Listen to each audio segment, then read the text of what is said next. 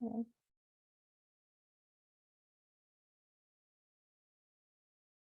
right, thank you, Wendy. Good afternoon, everyone, and welcome to the July Conditions and Outlooks briefing. Yeah, we're into June or July already.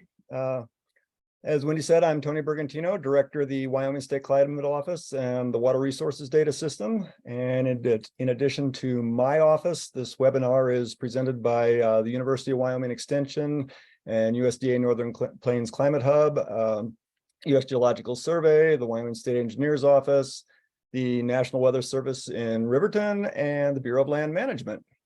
And if this will advance, today we'll be looking at current drought, climate conditions, surface water status, look a little at water right administration, and then we'll look forward some weather forecasts and outlooks, and then wrap it up with wildland fire outlooks and resources. But before jumping right into things, I just wanted to mention that tomorrow is the 36th anniversary of the only known F4 tornado in Wyoming, and I believe the only violent tornado that is F4 or above west of the Continental Divide. So I kind of gave a little bit of it away there, but like if I were talking in a room which had everybody there, I'd do a little audience participation and see where people thought it might have occurred. But since I'd probably botch that up in Zoom, and I may still botch it, it was in a place a lot of people might not suspect. It started in Teton County and roared northeast for a little over 24 miles. And the tornado actually lifted off just inside Park County, but it was much diminished in intensity by then. The damage from it occurred elevations ranging from about 8,500 to over 10,000. It was like 10,070 feet when across the Continental Divide.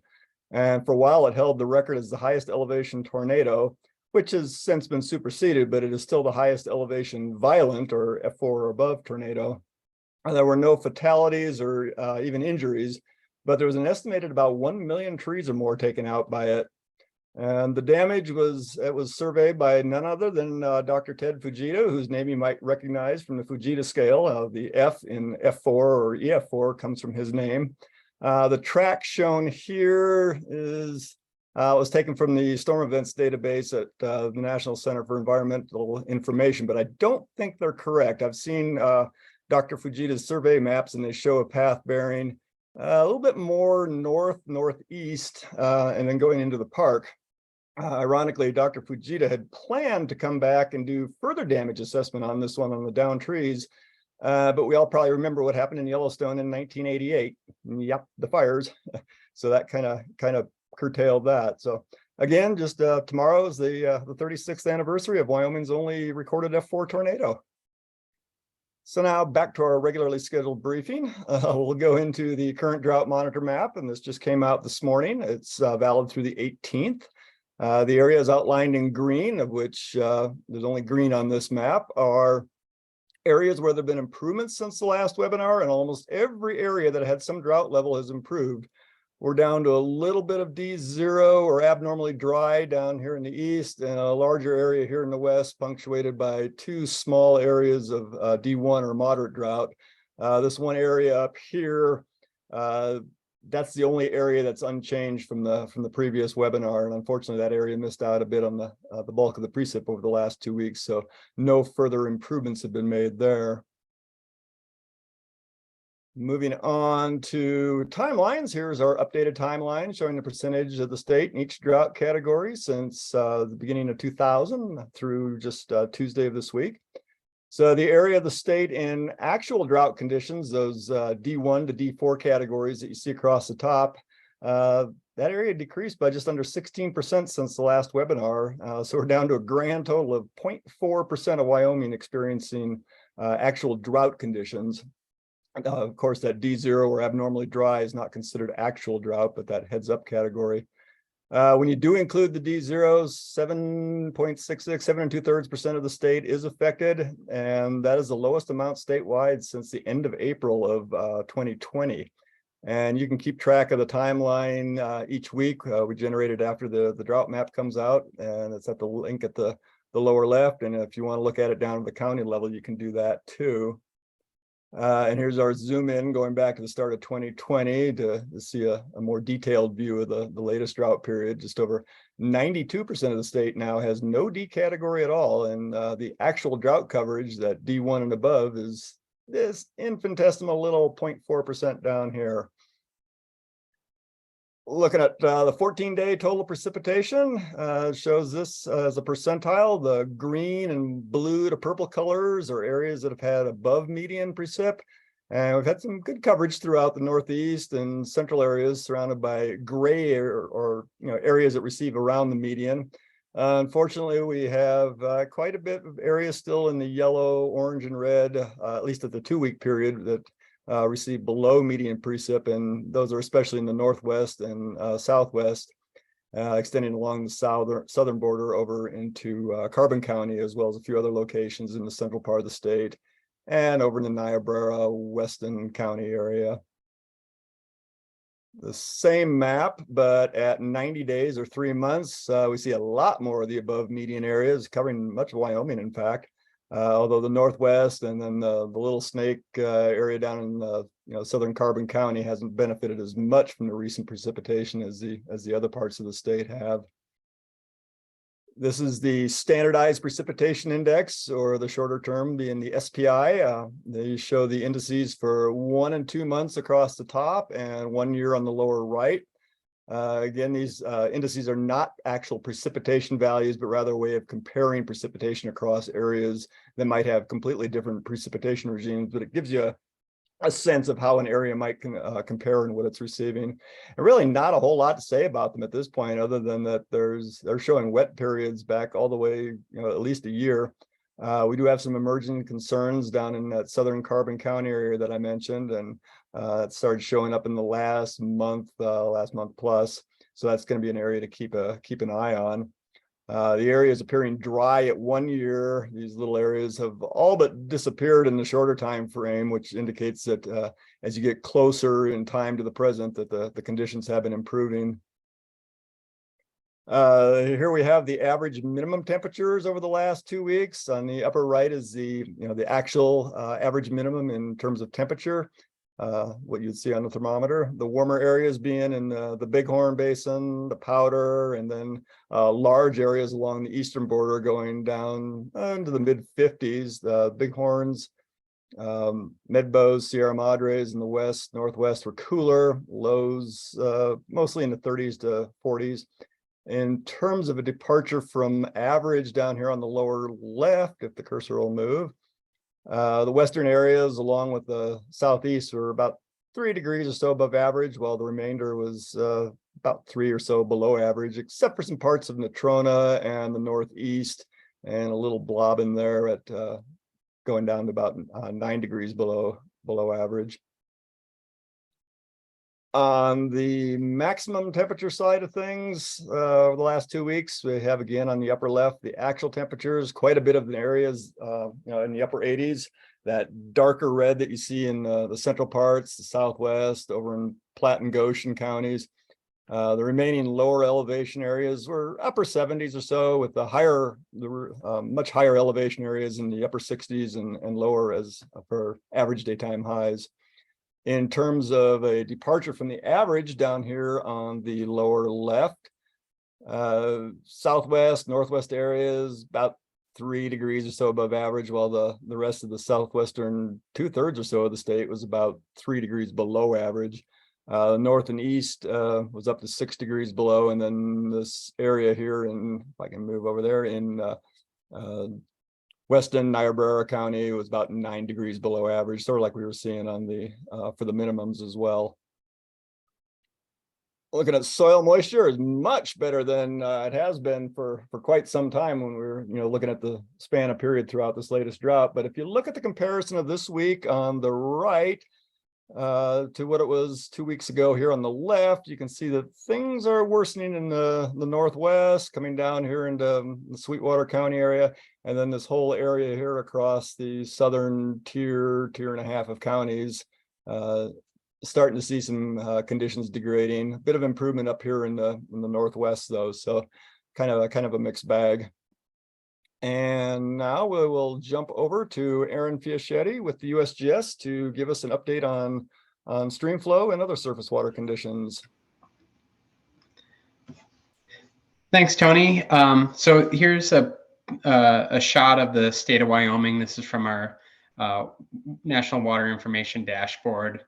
And just to go through the symbology here, the green is normal, so that's a 25th to 75th percentile. So that's a pretty wide range of flows, saying that at this time it's normal to be low, the 25th, and it's normal to be near the higher end, the 75th, and the median would be the indicator of the central tendency there. We have some light blues, that's above normal, that's the 75th to 90th percentile, and we have a few below normals, the 10th to the 24th percentile, and then a couple that are much above normal, above the 90th. So in general, across the state, just looking at this snapshot, most major rivers look pretty good. We're seeing a few drier locations. We have one that's much below normal. That's the Lamar River up in the park. And then a couple sites around Jackson Lake, one being the Snake River, and a couple of the tributaries in there. And so, but overall, things look pretty good, benefiting from any snow melt that's left and or precipitation that's been moving through the area. So next slide, please. So just to kind of show us where we are, this is a duration hydrograph, a 7-day duration hydrograph for the state, and it's based on a land area runoff, and it's certainly skewed towards your water supply being from snowmelt. But just kind of here we are on the falling limb of the hydrograph. Is generally a time where there's still reasonable water supply throughout the state, but moving into that summer base flow where you're getting away from any snowmelt or in spring precipitation. But so far things are looking pretty good and sustained to normal or above from recent rains.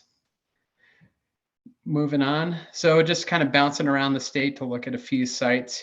Here's the North Fork of the Shoshone coming out of the east end of the park, and just kind of, looking at that black trace, that's 2023, and the percentile classes are the same, showing the green and the blues there. But it looks like runoff was a little bit early, and now we are in kind of mid-July. It seems like we're a little bit below the median, but things are kind of holding on pretty well. Probably part of this is the statistics of the runoff occurring a little bit early, and it's showing we're a little bit lower flow than normal for the day. But in general, things look pretty decent there with water supply coming out of that part of the park. Moving over to the Belle Fourche. Recently, things have looked really well over there. It's not a lot of water, but it's above average, and then or above normal, and then certainly above near the 75th percentile. So flows over there have looked really good since May. So that's encouraging in that part of the state. Moving on to the North Platte above Seminole, you can kind of see that early runoff there with the black trace where the runoff peaked in mid-May instead of into mid-June. So, but even with that early peak, the water supplies have continued to look pretty well down there. But you see things are dropping pretty good, and we're getting into that point where we're approaching lower flows for the summertime. Well, I guess we are in summertime. I kind of keep on forgetting it's the middle of July. So, and then moving on to the over here on the Green River near Daniel, similar thing where the runoff was a little bit ahead of schedule. But at this point here, the flows are approaching the 25th percentile. So they're getting a little bit lower. Part of that's probably the statistics being kind of skewed towards a more normal occurrence of runoff, but that'll be an area to watch to see if how those flows kind of shake out when we get kind of closer to the a lower point on the hydrograph. But regardless, there's still good water supplies over there, and it's still pretty abundant. And then moving on to cover some storage projects through the state. Since last month, since June, there's been mostly small increases in storage. And then kind of looking around at that teacup diagram, we're probably at a point where most projects are about as full as they're going to be, and you still see some white. So most are 85% full, but you're still seeing some space in those reservoirs, and that's probably a holdover of some dry conditions in previous years. So that's all I have, Tony. Thank you. All right, thanks, Aaron. So keeping with surface water, we have Michelle Jess with the State Engineer's Office to talk about the current state of water calls. Hello, everybody. So as Tony mentioned, I'm Michelle Jess with Interstate Streams Division of the State Engineer's Office. And normally you hear from me a lot earlier in the year. It's kind of a record year in terms of water administration. And so just for a general review, this is the state of Wyoming and all of the representative divisions. So we have Division 1 with our Superintendent Corey Reinhardt, Division 2, northwest corner as and the superintendent is Dave Schroeder. Division 3 northwest is Joshua Fredrickson, and our last but not least division is Kevin Payne down in the green and the snake and the bear. And so we have a couple of rivers under administration. In Division 1 we have 2 calls on the Little Laramie River. And both of these calls came in this week. So on July 17th, there was a call on the Little Laramie and tributaries in District 4B, which is highlighted in red and circled in red in Division 1. And the calling priority date is May 1882. There's a second call on the river, same day, same location, but that priority date, the calling date is the spring of 1881. And that's all we have in Division 1. And so in Division 4, on July 11th, there was a call on, or a call was placed on the Smith Fork River in District 4. And that is to a calling date of April 1875. And the second call was on July 14th on the Black Forks River, and that's in District 15, and to a priority date of October 1909. And so those are all the only calls we have in the state right now. It's starting to get drier and warmer around, so maybe by August we'll have some more, but relatively this year it's kind of been a very wet year and good in terms of water administration. And this is just, again, another highlight to show the water divisions and as well as the contact information for the superintendents. And so that is all I have for you. Thanks, Michelle. Yep. And now Lance Vandenbogert with the National Weather Service in Riverton will give us an update on forecasts, outlooks, maybe other things. Lance? Awesome. Thanks, Tony. So let's see here. I just want to give a quick overview. I put this as a newer slide, but all kudos go to Jared Allen, who's my counterpart down in the Cheyenne office, who kind of developed this and gives an overview of where we are in the season. So we call this the Wyoming Weather Hazard Calendar. As you can see there, mid to late July, we're in the heart of fire weather season. We can still have some river flash flooding, severe thunderstorm season. And those other ones, we're kind of out of that. That doesn't mean that, you know, high wind scenarios can't happen, but just so you know, that's how we kind of picture the weather year happening. I thought that's a helpful graphic to show. If we go on to our next slide, we'll look specifically at where we sit statistically with severe thunderstorms and tornadoes. We've been getting a lot of calls in our office about, you know, what's with all the severe weather. We've had a lot of thunderstorms, a lot of hail that have hit our cities and communities here in Wyoming. So wanted to show this to show that we have been having an exceptionally active late spring into early summer as far as strong thunderstorms go. So we call, once a thunderstorm gets to a certain threshold, we call it a severe thunderstorm. And then, you know, some severe thunderstorms do produce a tornado as well. And we issue warnings for both of those types of storms. This is a cumulative count of both severe thunderstorms and tornadoes for all of Wyoming. You can see that 2023 there, we're only in mid to late July, so the line stops right there as far as on the x-axis, but we're already over 400 for cumulative warnings in Wyoming. That's on pace. Every line here shown is with the Doppler radar era, the WSR 88D, which is our current radar. So you can see that we're in third already. If we got 0 more strong thunderstorms this year, we would be in third, and definitely on pace to outpace 2018. Hopefully not, for the sake of everyone's crops and everything, we don't outdo 2019, but we are currently just a few above 2019 as far as this time in the year. So just kind of interesting there. A way to characterize it if you're talking with your friends would be that it has been a top 10% most active early summer as far as strong thunderstorms go. And with that, we'll jump into some of the stuff I normally talk about, or one of my counterparts from the Weather Service. So if we look at the 7-day total precipitation forecast, you can see that it's fairly dry as far as the next 7 days goes, except for in the southeast. Some of this moisture may have already fallen because this did include overnight into today's precipitation. But we did have that weather system moving through today, and that will continue tonight. But then after that, it goes to pretty isolated showers, mainly mountain-based. You can see some indication there in the Wind River.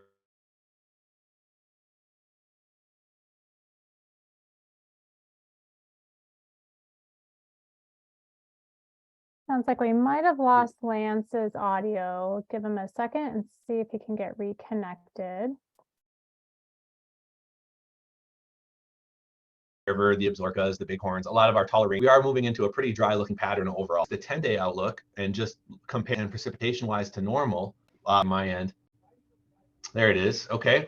Yeah. So we see that there's a very strong signal for above normal temperatures in that 6 to 10-day time frame. That would be July 25th to the 29th. That's about as strong as a signal as you see. That doesn't indicate necessarily the temperatures themselves. That's not saying record temperatures necessarily. However, when you do get a very strong signal like this, that is indication oftentimes that you will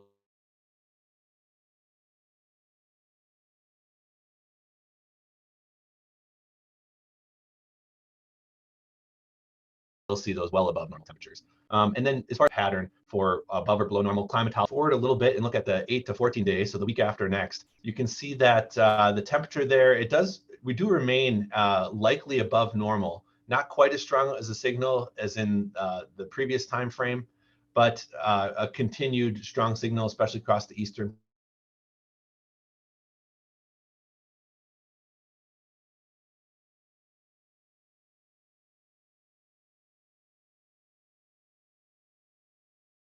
part of the state, and then precipitation wise in half of the state with that the green portion of eastern Wyoming.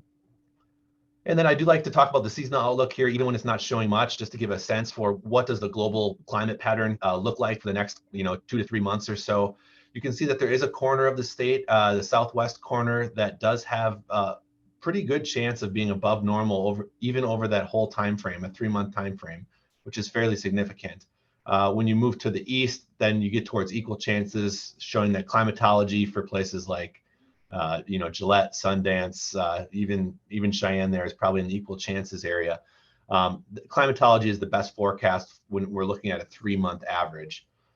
Looking at precipitation, just the northern tier of Wyoming is in that slight lean towards above normal, not really a strong signal to talk about there.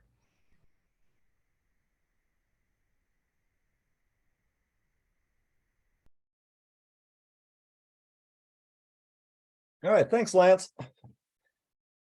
And now we'll move over to Casey Cheesebro with the Bureau of Land Management to talk about wildland fire outlooks and conditions, and he'll also then take us into our featured topic of the month. All right, and with that, I think that I'm not sure who's next.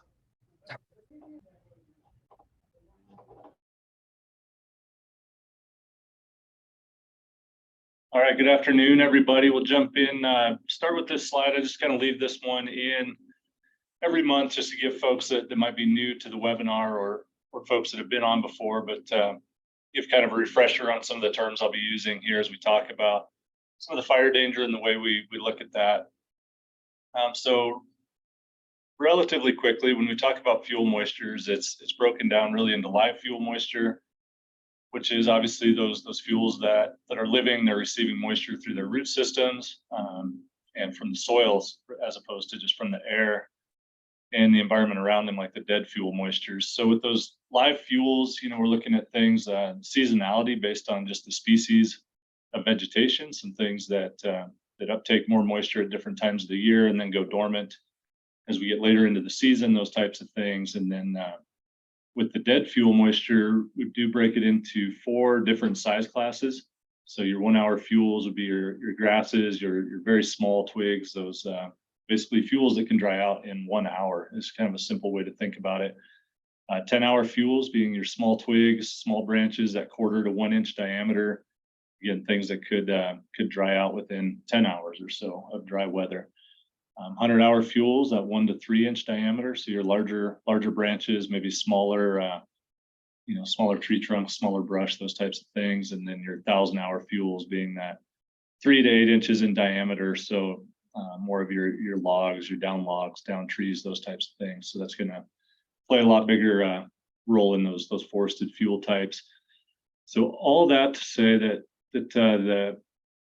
the measurement that I prefer for this type of presentation is this energy release component, which is essentially the available energy or the BTUs per unit area, which is a square foot at the flaming front of a fire. And so it's really, probably the easiest way to think about it is just a composite fuel moisture that takes in those 10 hours, 100 hours, and 1,000 hours and kind of combines that all into one value that we can then compare historically. So with that, we can jump in and kind of look at some different areas of the state and what we're looking at currently. Really this, I kind of look at all these and just see which ones kind of represent bigger areas in the state. But this Shoshone group of weather stations, so I'll clarify, these values are pulled from our remote weather stations that are out there. And each of these planning areas have a group of weather stations that they pull information from. So they're scattered around that area, and then they compute these values. And so as we track this ERC, or this energy release component so far this year, when we talked a month ago there in mid-June, we were really low, really below average. And that was all that moisture that folks have already been talking about, that cooler, wetter weather that we had. Obviously, in the last couple of weeks, things have warmed up, dried out fairly significantly. So we're just now hitting that average, which is relatively high, but still within that average. The red value up above being the maximum values that were ever measured. So we're still well below those maximum values, but right around average for mid-July up in that northwestern part of the state.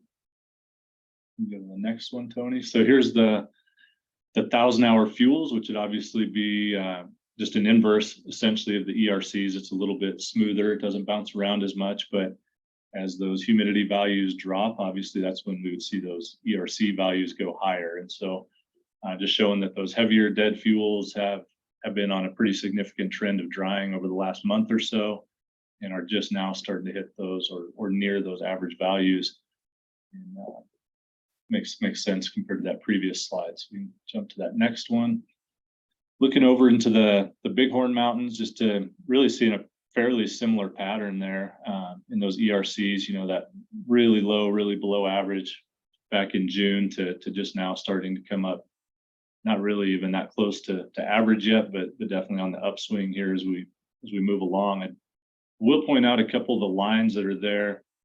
That lower straight horizontal line is the 90th percentile. So that's of all the values recorded, that would be that line of 90th percentile. So only 10% of days have been above that is a good way to look at it. And then that next line above that is the 97th percentile. So we've only had 3% of days that have been above those lines. So that's significant. Those are lines that we use for some of our decision points. Different agencies, different areas use those a little bit differently, but essentially those are kind of those triggers that we might look at to increase staffing on some of our fire resources, bringing in more resources to stage and those types of things. So we're still well below some of those levels currently.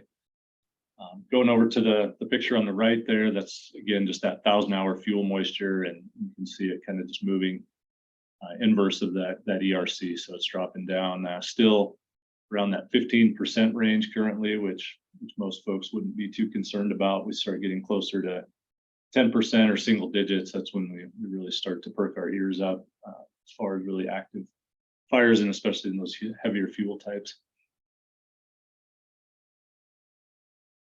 Just moving over a little different part of the state, Devil's Tower, kind of that same information. Still pretty low over there as well. Not seeing quite the steep climb that we saw in some of the Bighorns or over in the Shoshone, but still swinging up for this time of year, and then should probably, if the trends hold anyway, we should kind of flatten out here for the remainder of the summer and then start to drop off in the fall.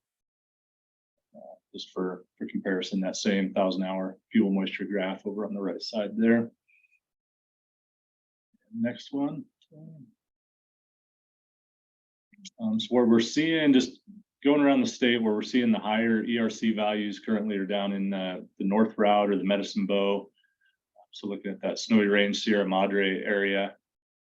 So that's right just now kind of hitting that average, which the average is for this time of year is right around that 90th percentile line as well. So we're starting to get down in that south central part of Wyoming anyway, up in the higher elevation, starting to hit maybe those values that would be a little bit more concerning and might trigger some different decisions on the agencies that manage land there. But really, all in all, still well below those maximum type values and some of the things that we've seen in some of the bigger fire years down there in the recent past. So, and just to move over all the way, kind of full circle back to the southwestern part of the state, that Great Divide Basin, kind of the high desert area. Right at, again, just really steep climb coming up, but we're just now starting to hit those average values for this time of year, which is pretty close to the seasonal peak anyway. Again, just over in that part of the world with the fuel type, we should see kind of a flat. If it's normal, we should see kind of a flattening, I guess, there of those values before we start to fall off as things cool off and days get shorter in the fall. So really, all in all, as far as those ERC values go, we're below or kind of right where we would expect to be this time of year. Nothing really jumping out as that concerning at this point around the state from a fire danger standpoint. Next, Tony.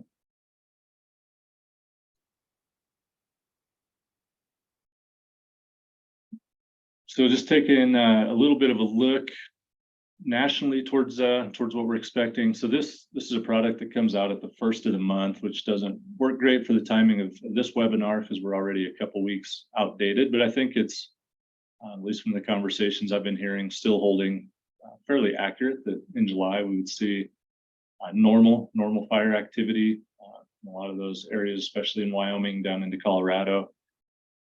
And that's pretty much what's played out. There has been some fire activity in Colorado.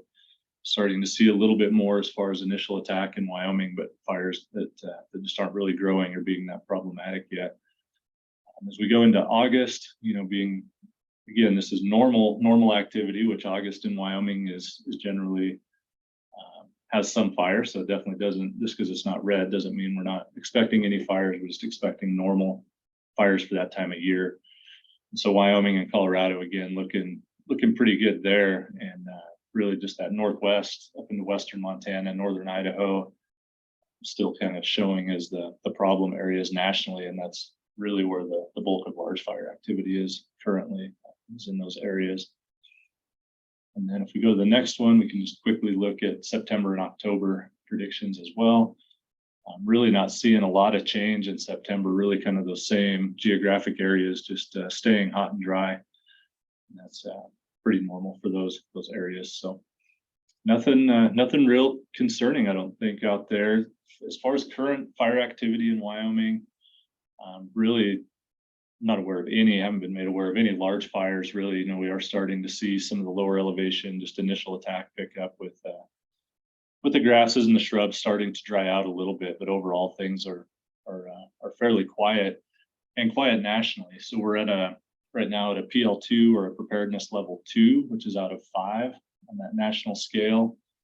And that's pretty rare to be there in mid-July. Normally PL3 or a PL4 would probably be normal, with even a PL5 not being out of the question. And that's a national preparedness level. So that number really relates, as we think about it within the state of Wyoming, really ties to resource availability. So if we were to start getting some large fires, how many aviation resources, how many engines, how many crews would be mobilized to come into Wyoming? And right now that availability is really high. So even if we were to start seeing larger fires, we would most likely be able to get most of the resources that we would ask for in state, as opposed to at those higher preparedness levels. That's not generally the case for Wyoming. We don't have the urban interface that places like California and Colorado and those states have, so we don't rank out as high sometimes. So jumping in for this highlight of the month, Wendy, hopefully I kind of hit on what you were hoping, but I do agree, definitely a timely point in the year to talk about some of these different ways to get information. And I tried to break it down into, if we're having, there's current fires in the area that you're worried about, how do you get good information for those incidents that are presently burning, and then a little bit about how to find some meaningful and accurate information about kind of where we sit for fire danger. So jump in on current incidents. If there's a fire that is in your area that you're interested in, or whatever, where do you find that good quality information? Because really the challenge, the thing we face in fire is that it's visible from a long ways. Usually people see the smoke, with social media, rumors get going fairly quickly. So it's really challenging to stay ahead of the rumor mill and the social media things that, my neighbor said that he talked to his friend and this is what they told me, type of information, versus the really official information that is coming down from the managers on those incidents. So one of the best places to go is this InsaWeb website.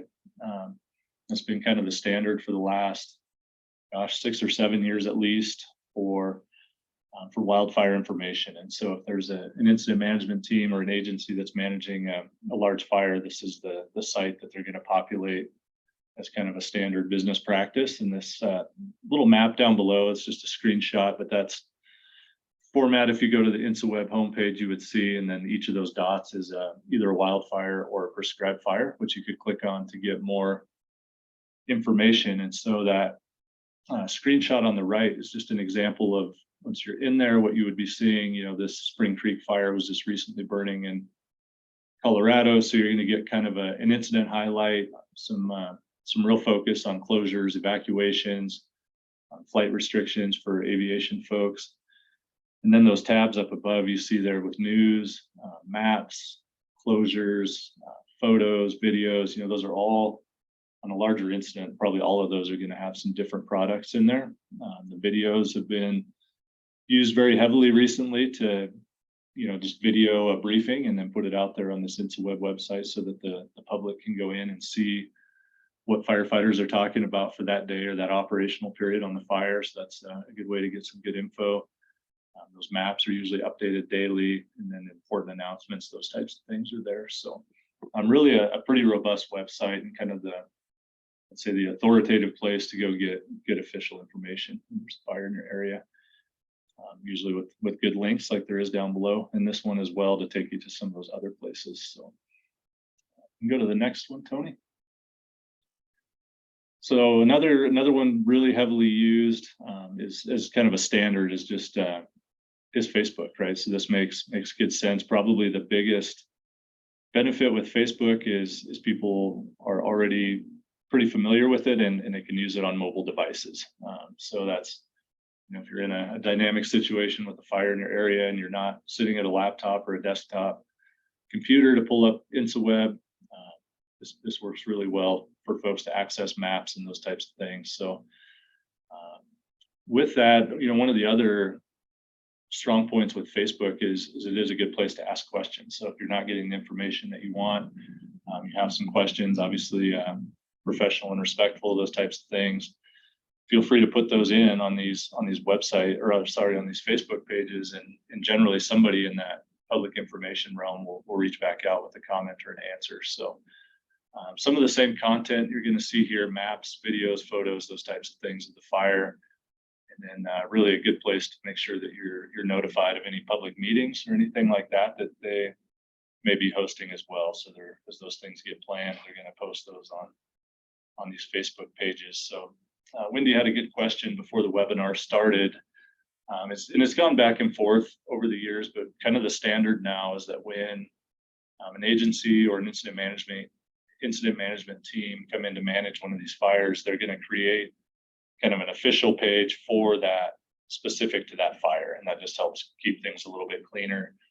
A lot of times the BLM unit or the Forest Service unit might have some information going out on their normal Facebook page too, but all that information generally is going to be on these accounts or on these pages generated for that specific fire. So just a couple of examples of what you'd see. Here's one of those down in the bottom left.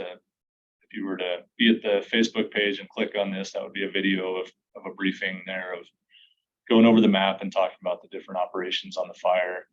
Some of those same types of press releases you can see just to the right of that. Those are the kind of the types of things you're going to find there in Facebook. And then there's, information. Folks get bored, so sometimes there's just some kind of feel good, here's what's going on in fire camp type of photos and messages as well. Kind of seeing that larger format. So those are really the two best and two, I'd say, most standardized places for ongoing incidents to get information. And with that, we can jump to, where do you get information about the fire that might start at some point and what fire danger looks like. So one of the best places that we'll go, and I did this bottom bullet here: quality and consistency dependent on staffing. So I'll just kind of highlight or low light maybe that just fire service wide, we're having a real challenge with some of our dispatch centers and our coordination centers, keeping those positions staffed. And one of the challenges with these coordination center web pages is that as their staffing goes up and down and the experience level fluctuates, the products and the links are a little less functional than desirable sometimes. And right now in the Rocky Mountain area, we're maybe on kind of a lower end of that spectrum, where some of the things you click on might not, the links might not work. But there are a couple products there that are pretty useful. There's some video formats that they'll do a 2 or 3 month kind of outlook of what we're looking at with fire weather. And then usually there's one up there every week from one of the meteorologists at the coordination center, just giving kind of a broad overview of fire weather that's moving into the area through Wyoming, Colorado, Nebraska, South Dakota, and what you could expect there. Some of those products I found looking at them a little bit closer, they're really focused on the fire weather, and so not so much on what those fuels conditions are. And that's just a kind of a good point, I think, to talk about.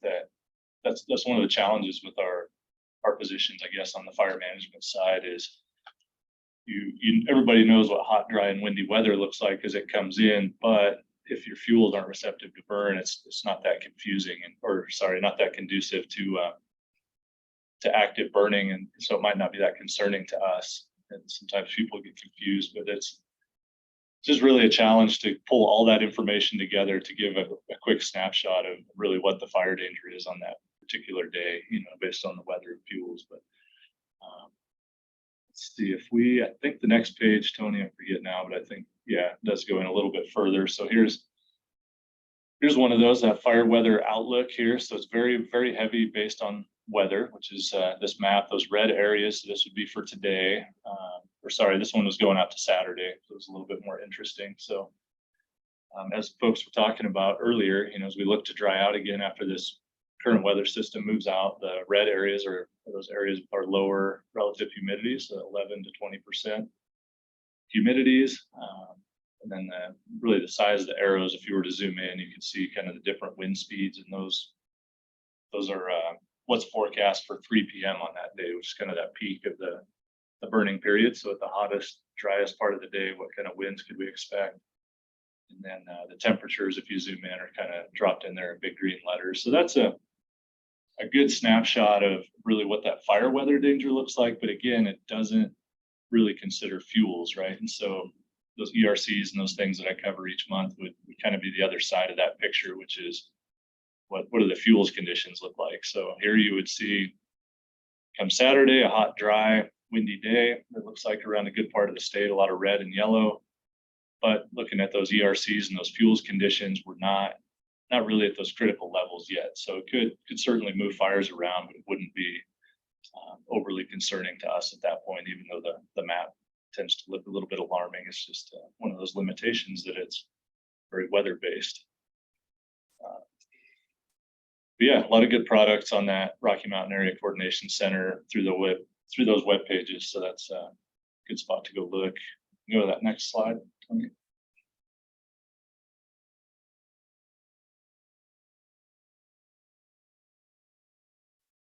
Perfect. So this is some newer stuff that's come out. So I did want to highlight it because I think they're finally starting to wrap their mind around, kind of wrap all the tools that we have together, maybe is the way to say it, to kind of couple those things together. What are the forecast weather conditions, and how does that compare with the existing fuels conditions? So this wildland fire potential index, without getting too far in the weeds or talking over my head, really what we're looking at is they're finally pulling in that vegetation greenness, which is that kind of seasonality, just as things, we might get really hot, dry, windy days in the spring, but everything's nice and green. We're not that worried.